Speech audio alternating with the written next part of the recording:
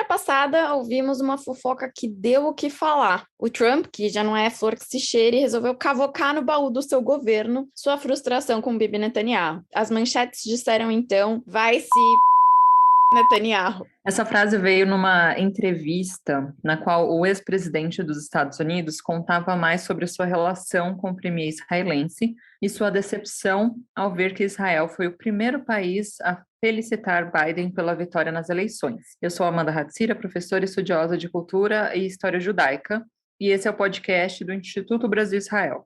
Nesse episódio, a gente vai fazer um catadão de fim de ano. Como estão as relações exteriores de Israel no momento? É isso que a gente vai falar hoje. Eu sou Ana Clara Buchmann, mais conhecida como Malca, ativista comunitária de longa data. A nossa convidada hoje é a Daniela Kresh, que é jornalista correspondente em Israel da Folha de São Paulo e da Rádio França Internacional em português, além de colaboradora do IB. Seja super bem-vinda, Dani. Obrigada a vocês por me receberem aí no podcast. Bom, vou começar aí com essa fofoca que apareceu nas manchetes, não sei, acho que já deu uma acalmada, né, mas um momento, foi um momento interessante, assim, quando eu puxei as manchetes que estavam mandando o Netanyahu se ferrar, né, vou focar aqui, vou colocar uma palavra mais bonita. Então, mesmo sendo ex-chefes de Estado, por que esse embate entre o Trump e o Netanyahu é importante, Dani? Pois é, essa fofoca é mais do que fofoca, porque ela é verdade, né? Fofoca em geral é aquela coisa, aquele boato, né?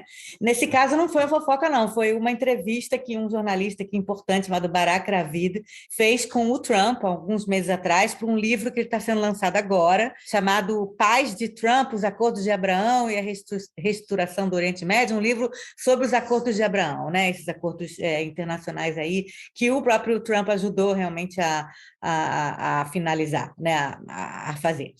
E nessa entrevista o Trump falou várias coisas que, na verdade, não estão acalmando, não. Ele cada vez está saindo mais coisa que ele falou, e são coisas assim do arco da velha, né? Então, a primeira é essa coisa de reclamar que o Netanyahu congratulou o presidente Biden, americano, né, depois da eleição dele, que foi um dos primeiros e que não tinha nem acabado de ser eleito, que ele não, né, o próprio Trump não acredita até hoje, né, que ele foi eleito, mas não acabado de ser eleito e já foi congratulou. E é mentira, o Netanyahu demorou 5 dias para congratular, sabe? Não foi um dos primeiros, não foi o primeiro de jeito nenhum, foi um dos últimos, mas para o Trump isso não importa, o que importa é lealdade. O Trump não está interessado no relacionamento dele com o Bibi Netanyahu, não está interessado no relacionamento dele com pessoal, com ninguém. O que ele quer é lealdade. E ele falou isso claramente para o Barak Ravid. Ele falou, ele congratulou, eu até gostava do Bibi, mas ele me traiu e eu gosto de lealdade, né? Quer dizer, então essa questão da lealdade é a mais importante. É muito dramático, né? É muito, ele me muito traiu. Na verdade, o próprio Barak Ravid escreveu sobre isso, falando que a ilusão do Trump era que ele ia agir, que o Bibi Netanyahu ia agir como o Bolsonaro Putin. Ele achava que ia demorar muito, que nem o presidente brasileiro Jair Bolsonaro e o presidente russo Vladimir Putin. O Bolsonaro e o Putin, os dois admitiram, congratularam o Biden, admitiram a eleição do Biden só em meados de dezembro. Quer dizer, passou mais de um mês das eleições do Biden para eles congratularem. E o Netanyahu foi pragmático. Aliás, a resposta dele para o Trump foi essa: agradeço muito a grande contribuição do presidente Trump a Israel e sua segurança, e também aprecio a importância da forte aliança entre Israel e Estados Unidos. E, portanto, era importante para mim parabenizar o novo presidente. Quer dizer, na verdade é o seguinte, essa amizade dos dois, essa coisa, somos amiguinhos, meu amor querido, entre o Trump e o Bibi, era, na verdade, cada um puxando para sua sardinha. O Trump querendo lealdade, querendo que o Bibi fizesse só o que ele quer, e o Bibi está interessado no Trump quando ele era presidente. Quando ele não é mais presidente, está interessado no novo presidente. Porque qualquer líder israelense vai ser pragmático, ele vai continuar a ter relacionamento com os Estados Unidos, independentemente de quem é o primeiro-ministro. Imagina se Israel vai brigar com o presidente americano, sabe, de cortar relacionamento. Já não basta o péssimo relacionamento que o Bibi teve com Barack Obama, que foi terrível, mas mesmo assim, entre aspas, amigável para fora, né? Quer dizer, não houve nunca uma coisa tipo, odeio os Estados Unidos, não queremos mais, vamos cortar relacionamento. Israel não pode nunca brigar com os americanos, o governo americano. Israel só existe porque os americanos apoiam Israel, quer dizer, então não é o Trump esperar que o Bibi fosse atuar que nem o Bolsonaro de maneira irresponsável e esperar e brigar e não sei o quê, era realmente uma ilusão só de alguém como que tem o ego do tamanho de um bonde que nem o Trump.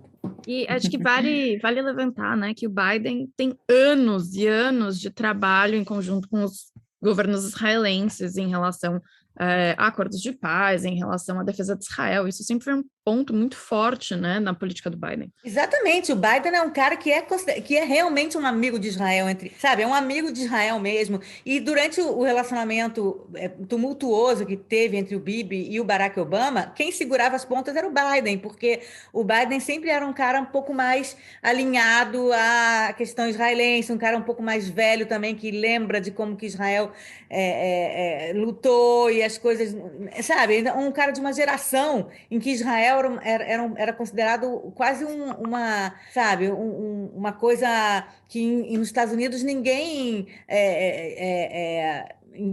falava contra Israel, entendeu? Aliás, o próprio Trump agora falou também que o Congresso americano antigamente era super bipartisan, né? Quer dizer, tanto republicanos quanto democratas apoiavam Israel, e por causa do Obama isso não acontece mais, o Israel não tem força nenhuma no Congresso. E a verdade é que é por causa do Trump que isso aconteceu, né? Por causa do Trump e do Bibi, quer dizer, o fato de o Bibi ter apoiado o Trump de maneira cega, ido atrás do Trump e falado mal dos democratas, uma coisa que nenhum primeiro-ministro israelense jamais havia feito, fez com que houvesse uma divisão no Congresso americano entre contra e a favor de Israel, coisa que não existia antes. Mesmo os democratas ou os republicanos, quem quer que fosse, nunca falava abertamente e criticava abertamente Israel dessa forma. Hoje em dia você vê democratas criticando.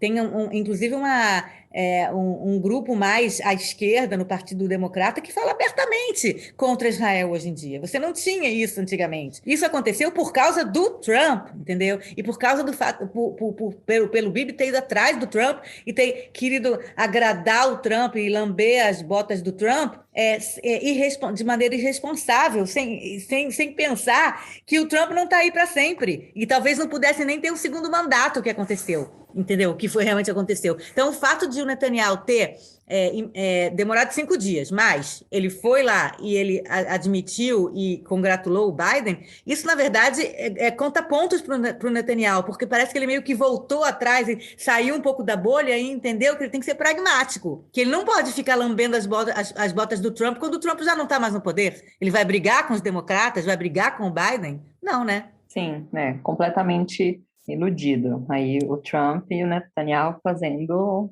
o seu, né, como um chefe de Estado. Mas aí a gente está falando, né, de duas figuras aí que já não estão ali na mesma posição que estavam antes. E aí a gente se pergunta, né, também um pouco sobre a relevância, né, mas se a gente fosse visitar hoje a proposta do Trump para a paz entre israelenses e palestinos, aproveitando a deixa que essa treta, né, que veio à tona, deixou, né? Que cara que esse acordo teria? Não, primeiro de tudo, obrigado por ter voltado, porque eu acabei não respondendo a pergunta anterior. A relevância é o seguinte: o Trump quer voltar a ser presidente, né? Ele já falou, já deu indicações de que ele quer voltar. E o Netanyahu não esconde de ninguém que ele quer voltar, apesar de ele estar sendo julgado, né? Está no meio de um julgamento aí por corrupção, ele também quer voltar. Então, os dois querem voltar. A pergunta, na verdade, engraçada é que se os dois, por acaso, voltarem, Chas v'Chalila, se diz em hebraico, né? Pelo amor de Deus, não, mas se por acaso os dois voltarem, como é que vai ser esse relacionamento agora? Eles vão fazer as pazes, né? Vão voltar a ser marido e mulher? O que vai acontecer? Né? Então, o que vai acontecer é o seguinte, é que essa briga entre os dois, essas farpas entre os dois, na verdade, ela é pior para o Netanyahu. Por que eu digo isso? Para o Trump, eu acho que ninguém não está muito... Eu acho que o Trump sai aqui meio que...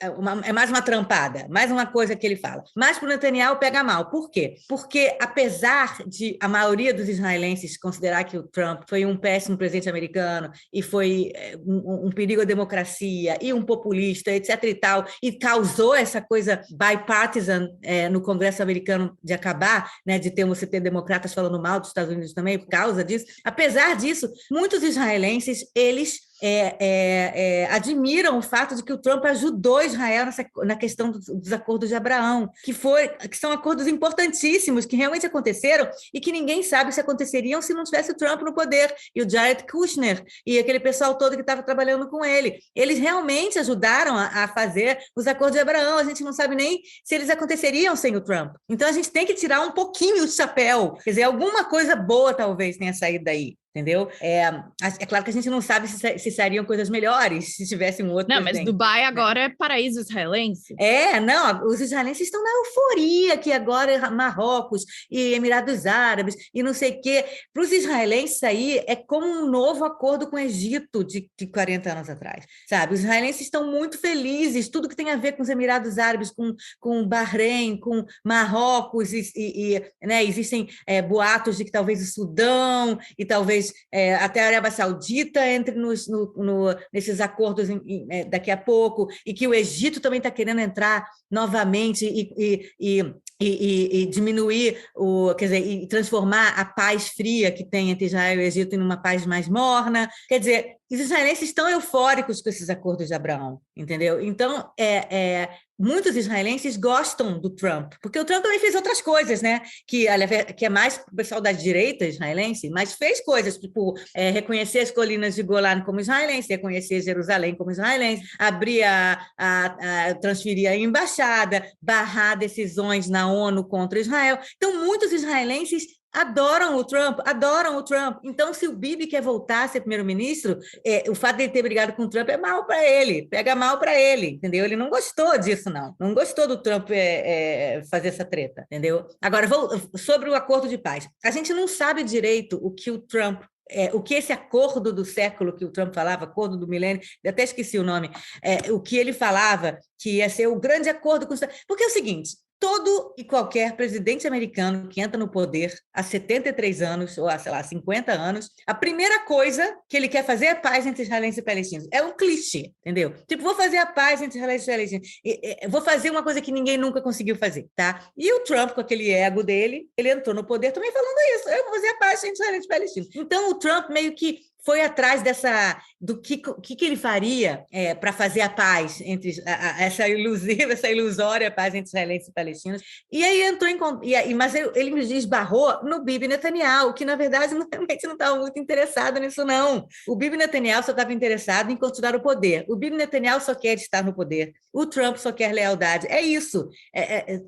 In a nutshell, entendeu? Não tem muito mais do que isso. Não adianta tentar ir muito mais profundo, entendeu? Então, o Trump ele tentou, na verdade, comprar os palestinos na ideia de que ele ia dar muito dinheiro para os palestinos, tanto na Cisjordânia quanto na faixa de Gaza, e iria fazer com que eles prosperassem a ponto de não querer mais ter guerra. Entendeu? Então, era mais pelo viés econômico esse acordo de paz do Trump. Mas esse acordo de paz nunca saiu do papel, ele nunca realmente foi estruturado. Ele era, na verdade, uma coisa da cabeça do Trump e seus assessores que não tinha nada a ver com o que os israelenses queriam. Os israelenses do governo Bibi queriam, né? O que o Bibi queria, na verdade? O Bibi queria anexar a Cisjordânia em uma certa época. Depois que que a embaixada americana foi para Jerusalém, o Bibi começou com um plano de anexar a Cisjordânia, não sei se vocês lembram, há uns 3 anos atrás. E o Trump ficou furioso com isso, porque o Trump não tinha pensado em anexar a Cisjordânia. Imagina, anexar a Cisjordânia naquele momento seria o fim de um acordo de paz que nem tinha começado. Os palestinos iam ficar furiosos, não iam querer negociar nada, entendeu? Então o Trump deu uma barrada no Netanyahu, no Bibi, falou: você não vai anexar a Cisjordânia, e puf, acabou esse negócio de anexação da Cisjordânia. Quer dizer, o plano do Trump não saiu do papel, o plano do Netanyahu, que era anexar a Cisjordânia, não saiu do papel, e os dois, então, tinham interesses completamente diferentes. E eles, claro, não conseguiram se comunicar, porque cada um tinha um plano, que era um plano dele, do seu próprio ego. Eles não estavam muito interessados mesmo em agradar um ao outro, eles queriam mesmo, eles mesmos, né, saírem bens na fita. E nenhum dos dois conseguiu, no final das contas. E aí, vamos para o momento atual, né? Então, hoje a gente tem o Bennett, que está à frente do governo, a gente vê ele e o Yair Lapid fazendo muitas viagens para lá, para cá, isso tem acontecido bastante.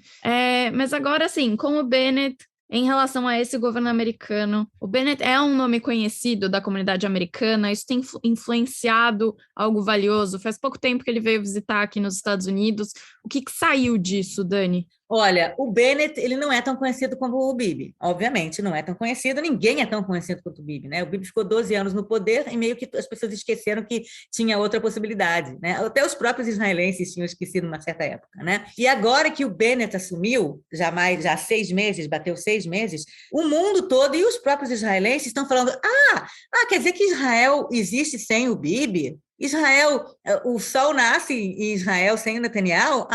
Então tá. Então, tanto os próprios israelenses quanto as pessoas que se relacionam com Israel estão se relacionando com o governo Bennett, com o próprio Bennett e com o Yair Lapid, que é o ministro das Relações Exteriores e que vai trocar com o Bennett daqui a um ano, né? 1 ano e meio, sei lá o quê. Tem uma rotação, né? Vai ter uma rotação entre os dois.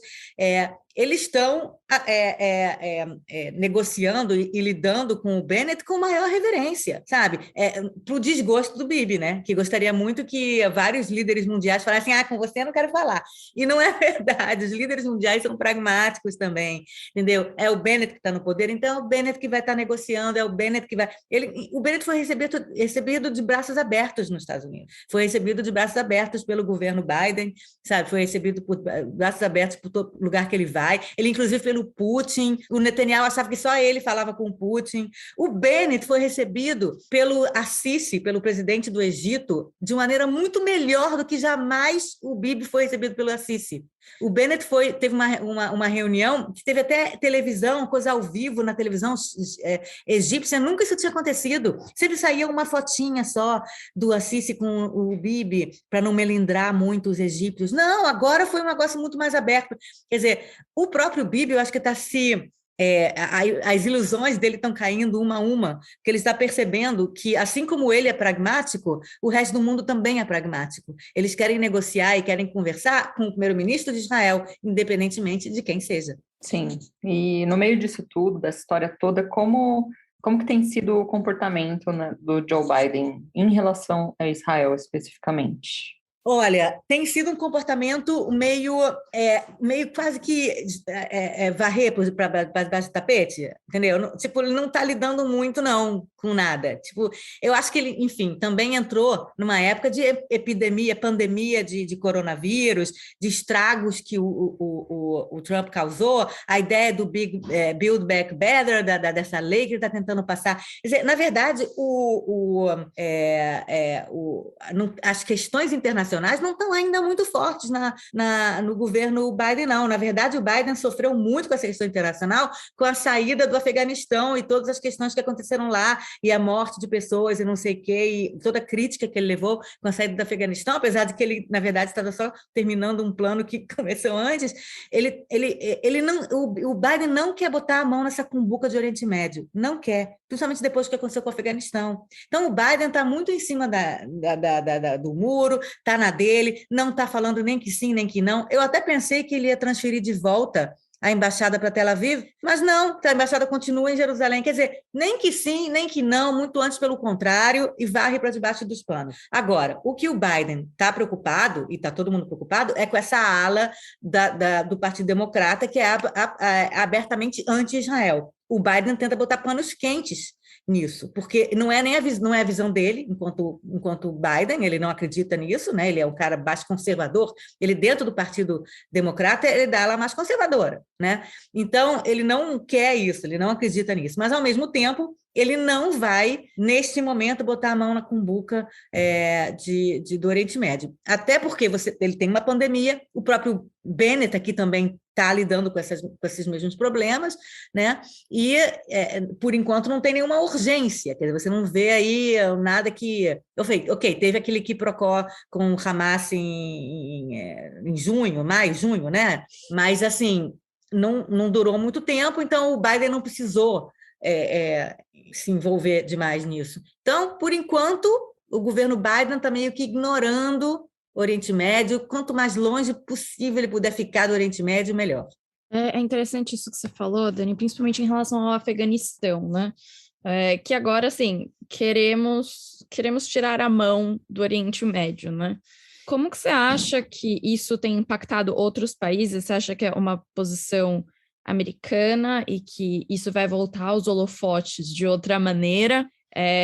Ou isso é uma tendência agora dessa polarização extrema dos Estados Unidos? Como é que a gente dá esse diagnóstico dessa retirada, né, do Oriente Médio?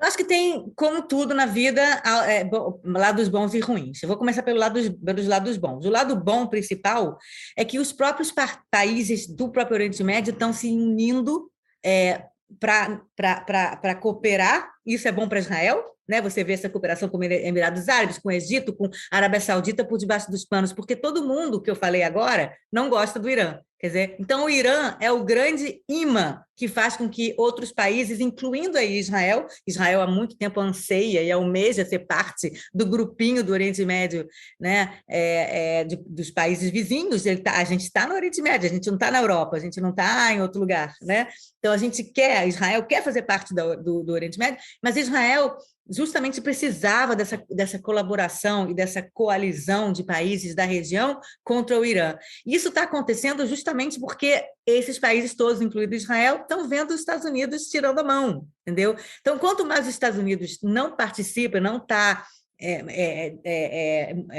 liderando, né, um processo específico, esses países estão se unindo, e isso é bom para Israel. Isso talvez seja muito bom para a própria região inteira. Quer dizer, você tem uma cooperação de países que talvez não concordem em muitas coisas, mas concordam nesse mal comum que é o plano nuclear, né, o programa nuclear iraniano. Então, isso, na verdade, o fato de Estados Unidos estar dando um passo para trás, talvez tenha esse lado bom, o lado bom de você amalgamar os países regionais a cooperarem, a colaborarem. Quem sabe daí sai uma paz regional mais robusta. Talvez daí saia alguma coisa que possa até respingar nos palestinos, incluir os palestinos nessa paz regional, e por aí a gente possa chegar a uma paz também com os palestinos. Pode ser, tem muita gente otimista que acha que pode acontecer por aí, entendeu? Em vez de estar os Estados Unidos lá mandando, vamos fazer isso, vamos fazer aquilo. Não, os países do Oriente Médio que estão se unindo e estão vendo, olha, Israel está lá, Israel não vai para lugar nenhum, vamos colaborar e vamos, a partir daí, resolver essa questão dos palestinos, entendeu? Então, isso é o lado bom. O lado ruim é que realmente, entendeu? Você não ter o xerife mundial xerifando por aqui faz com que o Irã fique mais felizinho da vida e pensando que, então eu posso continuar o meu programa nuclear, porque, na verdade, ninguém vai conseguir parar, ninguém vai conseguir, os Estados Unidos não estão nem tão interessados. Apesar dessa volta do acordo nuclear que está sendo negociada, né, que os Estados Unidos voltaram a negociar, né, depois que o Trump saiu, a coisa está muito cambaleante, não está indo para lugar nenhum, não tá tudo muito em cima do muro, entendeu? Então você tem, por um lado, uma incerteza muito grande porque os americanos estão com o pé para fora, entendeu? E, por outro lado, o fato de os americanos estarem com o pé para fora faz com que a região se una contra o mal que é da região, não é da América. Os americanos não estão interessados. Os americanos lá do Texas não estão muito preocupados com uma bomba nuclear iraniana que vai cair em cima deles, né? Aqui em Israel, as pessoas estão muito preocupadas com isso. Então, eu acho que tem esse lado bom também. E, bom, você está em Israel, né? Você deve ter uma visão, né, mais profunda do que a gente que está aqui do outro lado.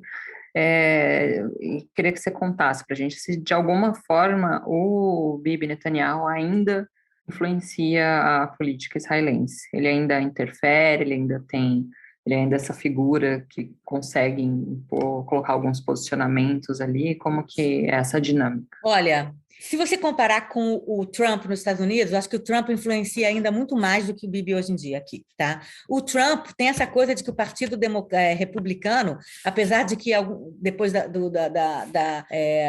eleição do Biden, todo mundo achava que as pessoas iam esquecer, o Trump ia para o ostracismo, de repente o Trump aos pouquinhos está comandando, as pessoas estão ficando leais a ele de novo, você vê os políticos americanos em volta dele, talvez ele realmente seja o candidato de novo, quer dizer, o Trump está comendo pelas beiradas lá nos Estados Unidos e está influenciando bastante o Partido Republicano, que está adotando as ideias dele, inclusive a ideia de que as eleições foram fraudadas, entendeu? Quer dizer, então o Trump ainda influencia muito mais. O Bibi aqui meio que desapareceu, né? Você vê a oposição um pouco murcha, né? Até porque o Bibi ele está lidando com esse julgamento que ele está sendo julgado, então ele aparece pouco. E quando ele não aparece como uma ameaça muito grande ao governo atual, ele aparece mais como chacota. Talvez isso seja uma visão só minha, não sei, mas, por exemplo, ele agora, recentemente, ele fez um vídeo, acho que foi 2 dias atrás, ele fez um vídeo em inglês, falando de que as pessoas no mundo, apelando para as pessoas no mundo se manifestarem contra o governo atual israelense, né, do Bennett e do Lapid, porque esse governo é antidemocrático e está minando as bases da democracia em inglês, hein? Tipo, ele está querendo que pessoas do mundo reclamem do governo do país dele, né? E por quê? Porque tem 3 leis que vão passar, uma lei é para proibir pessoas que estão indiciadas de serem primeiro-ministro, ele, né? Então, as pessoas no mundo têm que reclamar de uma lei que não vai deixar o cara que está sendo julgado ser primeiro-ministro. Segundo, porque o governo está querendo coibir liberdades das pessoas, tentando diminuir a quantidade de fake news na internet. O mundo todo acha que tem que diminuir a quantidade de fake news. Ele não vai chegar, a não ser o Bolsonaro e os amigos mais próximos do Trump, que continuam achando que, né, que pode fazer fake news. E o terceiro, porque vai ter uma lei também de busca e apreensão nas casas de suspeitos que tenham armas. E aí o Netanyahu falou que, na verdade, isso aí, o objetivo disso é que tenha busca e apreensão contra os opositores do governo. Na verdade, não tem nada a ver. É uma lei relacionada a ondas de violência na minoria árabe, para apreender armas, não tem nada a ver com oposição, não é para fazer busca e apreensão na casa de opositor nenhum. E aí virou chacota isso, entendeu? O Benny Gantz, o ministro da Defesa, falando, você não vai ficar dando aula para mim do que tem que fazer, o que não tem que fazer, todo mundo falando, o próprio Likud ficou caladinho, não vi ninguém falando bem do Netanyahu, sabe? Tipo, as pessoas acharam o ó do Borogodó ele fazer esse vídeo em inglês, sabe? Apelando para o mundo para falar contra o governo Bennett, Lapid, vai atuar internamente, vai tentar ganhar público interno. Que negócio é esse, falar em inglês para o público externo, entendeu? Você está querendo o quê? Que o público externo pressione os israelenses a fazer um golpe de Estado, entendeu? Que é isso? Né? Então, eu acho que o Netanyahu ele só está dando fora desde que ele saiu, entendeu? Ele não está conseguindo se recolocar, pelo menos nesse momento, e a influência dele também não está sendo sentida muito, nem o Likud está enfraquecido, né? Até porque o governo Bennett Lapid está conseguindo fazer coisas, né? Para surpresa deles, eles achavam que que o governo ia cair em 2 minutos, entendeu? O que mantém esse governo funcionando o anti-Netanyahu. Exatamente, quer dizer, o Netanyahu continua tendo influência, ele é o líder da oposição, existe um cargo aqui chamado líder da oposição, ele é o líder da oposição, o Likud continua sendo o maior partido no parlamento, apesar de ser uma total minoria, e, enfim, ele continua tendo influência, mas ele não está, nesse momento, dando muito bola dentro, não. Bom, para a gente finalizar aqui, Dani, ontem saiu a notícia, né, que Israel agora impediu que os cidadãos israelenses venham para os Estados Unidos, ou que também saiam dos Estados Unidos e vão para Israel por conta da nova onda de Covid-19. Isso é normal ou também é um indício de uma piora dessa relação? Olha, é normal. Eu não acho que foi a primeira vez, não. Eu tenho que checar, mas eu acho que Israel já tinha fechado as fronteiras total para o mundo todo durante muitos meses esse ano. Eu acho que, na verdade, Israel só reabriu para a entrada de estrangeiros no dia 1º de novembro e fechou de novo dia 28. Fechou de novo primeiro para países africanos, por causa da variante Omicron, não sei como é que fala, e fechou depois, começou a fechar para países europeus, né?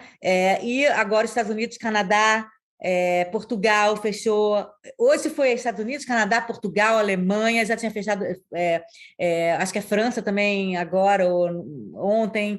Quer dizer, já está com muitos países aí, sei lá, quase toda a Europa, toda a África e agora toda a América do Norte. Engraçado que o Brasil não entrou, por enquanto, nessa lista. O Brasil era o grande... Não, durante o Brasil tá uma calmaria, gente. Deu uma acalmada no Brasil, né, o coronavírus. Mas a tendência é o mundo todo. Na verdade, Israel fechou, na verdade, para o mundo todo, a entrada de estrangeiros. E agora os israelenses não podem para esses países vermelhos, incluindo os Estados Unidos, e Canadá e outros. Quer dizer, não é uma coisa só em relação aos Estados Unidos e nem vai piorar o relacionamento dos países. Acho que os países estão entendendo que muitos países estão fazendo esse tipo de coisa, de fechar as fronteiras, isso nos últimos 2 anos, né? 1 ano e meio, né? Quer dizer, já se o ano, sei lá, no começo do coronavírus era considerado um escândalo, hoje em dia é quase uma coisa normal que os países estão adotando, né? Eu acho que eu queria terminar, na verdade, falando de uma outra coisa que também tem a ver com essa entrevista do Trump, que eu acho que a gente pode encerrar por aí, que é o seguinte: o Trump, além dessa fofocada, dessa treta com o Netanyahu, o Trump falou outras coisas que são terríveis nessa entrevista, e isso está saindo aos poucos. Ele falou, por exemplo, que os cristãos evangélicos apoiam mais Israel do que os judeus americanos, disse que o New York Times odeia Israel, apesar de ser dirigido por judeus, e disse que os judeus dos Estados Unidos não se importam mais com Israel. Quer dizer, isso depois de falar que ele gosta de judeus, que o pai dele tinha muitos amigos judeus, aquele clichê antissemita total, né? Ele falou isso. E é a velha questão, que é a questão que a gente pode fazer ligação com o governo brasileiro também. A questão de que, para esses governantes como o Trump, como o Bolsonaro, os judeus conservadores de direita são os judeus bons judeus, os verdadeiros judeus. E os judeus no caso, são apenas 30% da comunidade americana. Pois é, 25%. E os judeus progressistas e de esquerda são maus e não são judeus de verdade. A ideia é que eles não são judeus de verdade. Judeu de esquerda, o progressista, não é judeu de verdade. Né? Eles deveriam ser substituídos pelos evangélicos. Esses sim amam mais Israel, né? Aquela Israel imaginária, que é Israel militarizada, religiosa, conservadora, que é uma Israel que não existe. Essa Israel existe só na cabeça do Trump e do Bolsonaro. Essa visão que prioriza uma Israel de direita, né? Que eu falei, ordenada, mas Israel tem israelense de tudo quanto é maneira, assim como o Brasil tem judeu de tudo quanto é maneira, de esquerda, de direita, de centro, de tudo você pode imaginar. E cada um ama seu próprio país de sua forma. Um judeu de esquerda, um israelense de esquerda, é apaixonado e ama seu país da sua forma e quer o melhor para o seu país. Se ele quer lutar pelos direitos dos palestinos dentro de Israel, ele ama Israel e ele quer que Israel seja da maneira como ele imagina que seja. Ele não ama Israel menos do que um judeu conservador, religioso, ultra-ortodoxo, que não quer fazer paz com os palestinos, etc. e tal. Cada um tem seu direito de ser israelense ou ser judeu, de sua forma, e pensar o que pensar, e não tem o judeu ou israelense melhor ou pior, mal ou bom, ou verdadeiro ou falso. E na cabeça do Trump, dessa fala do Trump, essa história de dizer que os judeus americanos, que são 75% a favor dos democratas, não gostam de Israel e não se importam com Israel, isso aí é uma coisa da cabeça do Trump que, na verdade, tem aí uma mágoa enorme, porque ele, segundo ele, fez muita coisa por Israel, por essa Israel imaginária dele, né, pelo Bibi, ele fez muita coisa pelo Bibi, né, muita coisa pelo governo do Likud, e não conseguiu mesmo assim que os judeus lá dos Estados Unidos gostassem dele. Quer dizer, como assim eu faço tudo por Israel e vocês não gostam de mim? Então, vocês são ruins. Vocês não gostam de Israel. Não gostar de mim quer dizer que vocês não gostam de Israel. Porque eu, Letá Semoá, eu sou os americanos, eu sou os Estados Unidos e eu sou Israel também. Quer dizer, é uma coisa assim louca essa fala do Trump, que vai um pouquinho mais profundo no que é esse homem, né, do que no que foi esse presidente americano. Aguardando ansiosamente as próximas notas que vão sair dessa entrevista, então. Pois é, o livro está sendo publicado em hebraico, eu quero ver se eu consigo pegar ele em hebraico, está sendo traduzido ainda para inglês. Mas realmente eu estou louca para ler tudo o que mais ele falou, né? Pois é, isso foi só uma pequena amostra. E, bom, é isso, a gente encerra por aqui. E hoje a gente conversou com a Daniela Kresh, que já é habituê aqui do nosso podcast. Ela é jornalista, correspondente em Israel da Folha de São Paulo e da Rádio França Internacional em português e também colaboradora do IB. Daniela, eu quero te agradecer mais uma vez pela sua contribuição e seja muito bem-vinda sempre. O prazer foi meu e eu, na verdade, queria ser mais habituê do podcast. Me chamem sempre. Pode deixar. Maravilhoso. Gente, até ano que vem. Esse é nosso último episódio de 2021, então até 2022. O Eu Com Isso está em diversas plataformas de áudio, como Spotify, Orelo, Apple Podcast, Google Podcast, também no canal do YouTube do Instituto Brasil Israel. E não esquece de seguir o IB nas redes sociais. Até a próxima!